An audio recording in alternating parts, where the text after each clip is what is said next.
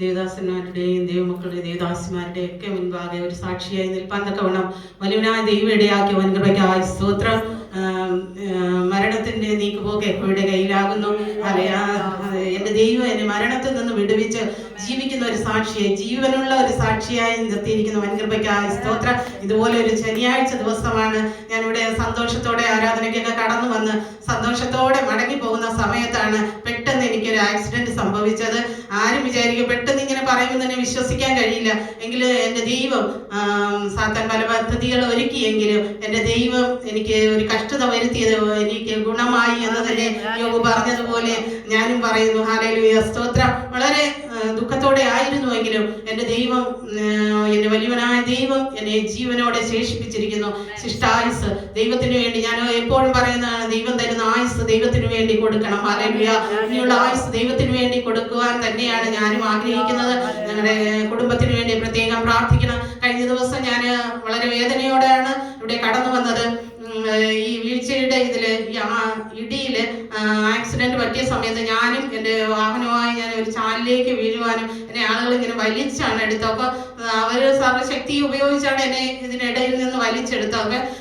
അപ്പോഴേ എനിക്ക് പെട്ടെന്നൊന്നും തോന്നിയില്ല. എങ്കിലും ദിവസങ്ങൾ കഴിയും തോറും എനിക്ക് വേദനയുണ്ടെന്നൊക്കെ പറയും എണ്ണയൊക്കെ ഇട്ട്. എങ്കിലും എനിക്ക് ആരാധനയ്ക്കൊക്കെ കടന്നു വരുമ്പോൾ ആരാധിക്കുന്ന സമയത്ത് നിന്ന് ഞാനങ്ങനെ ഇരുന്നൊന്നും ആരാധിക്കാറില്ല.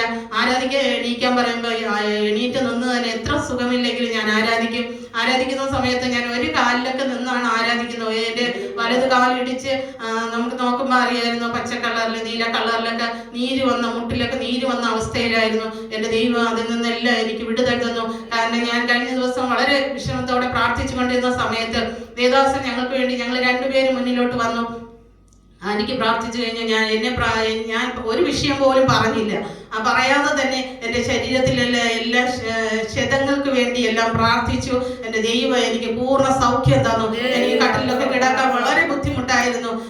എൻ്റെ മക്കൾക്കൊക്കെ അറിയാം, ചേട്ടനറിയാം. വളരെ നമ്മൾ സാധാരണ കട്ടിലിരിക്കും പോലെ കിടക്കും പോലെ ഒന്നും എനിക്ക് കഴിയില്ലായിരുന്നു. എൻ്റെ ദൈവം ആ ശനിയാഴ്ചയ്ക്ക് ശേഷം, പ്രാർത്ഥനയ്ക്ക് ശേഷം എൻ്റെ ദൈവം വലിയ വിടുതലയച്ചു. നമ്മൾ അല്പം പേരാണെങ്കിലും ദൈവ സാന്നിധ്യം ഇതിന്മേലുണ്ട്. ഹല്ലേലൂയ, നമ്മൾ പ്രാർത്ഥിക്കുന്നത് പോലെ ഇതൊരു ബെഥസ്തയാണ്. ഹല്ലേലൂയ, ഇവിടെ കടന്നു വരുന്നവരെല്ലാം സൗഖ്യം പ്രാപിച്ച് വിടുതൽ പ്രാപിച്ച് സന്തോഷത്തോടെ സമാധാനത്തോടെയാണ് കടന്നു പോകുന്നത്. ഹല്ലേലൂയ, ഞങ്ങൾ ചൊവ്വാഴ്ച ദിവസം പ്രാർത്ഥിക്കുന്നതാണ് ഈ ഹോൾ ആത്മാക്കളെ കൊണ്ട് നിറയുവാൻ. ഹല്ലേലൂയ, ദൈവഹിത പ്രകാരമുള്ള ആത്മാക്കൾ ഇവിടെ കടന്നു വരും. ഞങ്ങളൊക്കെ എല്ലാവരും പ്രാർത്ഥിക്കുന്നതാണ് ഒരു ബെഥസ്തയിൽ വന്നവരാരും വെറുതെ പോയില്ല. ആഗ്രഹത്തോടെ കടന്നു വന്നുവെങ്കിൽ ദൈവം അത് സാധിപ്പിച്ചു തരും. ഈ നാളുകളിൽ ദൈവത്തിന്റെ വലിയ പ്രവൃത്തി നിങ്ങൾ അനുഭവിക്കണമെങ്കിൽ, വളരെ വാഞ്ചയോടെ ദൈവസന്നിധിയിലായിരിക്കുന്നുവെങ്കിൽ, സമർപ്പണത്തോടെ ആയിരിക്കുന്നുവെങ്കിൽ തീർച്ചയായും ദൈവം നമ്മളെ സൗഖ്യമാക്കും. എന്നെ സൗഖ്യമാക്കിയ ദൈവം എനിക്ക് പൂർണ്ണ വിടുതൽ തന്നു. ഇനിയും നിങ്ങൾ ഞങ്ങൾക്ക് വേണ്ടി പ്രാർത്ഥിക്കണം, ഞങ്ങളുടെ കുടുംബത്തിന് വേണ്ടി പ്രാർത്ഥിക്കണം. ഞങ്ങൾ ഒരുമിച്ച് ശുശ്രൂഷ ചെയ്യാനാണ് ആഗ്രഹിക്കുന്നത്. ഞങ്ങളുടെ തലമുറകൾക്ക് വേണ്ടി പ്രാർത്ഥിക്കണം. അവരും പഠിച്ചുകൊണ്ടിരിക്കുന്നു. നാളുകളിൽ അനേക തലമുറകൾ തെറ്റിപ്പോകുന്ന സ്ഥാനത്ത് എൻ്റെ ദൈവം എൻ്റെ കുഞ്ഞുങ്ങളെ എത്രത്തോളം കരുതി. നിങ്ങളുടെ ഓരോരുത്തരുടെയും ദേവദാസന്റെയൊക്കെ പ്രാർത്ഥനയാണ് ഞങ്ങളുടെ കുടുംബത്തിൽ.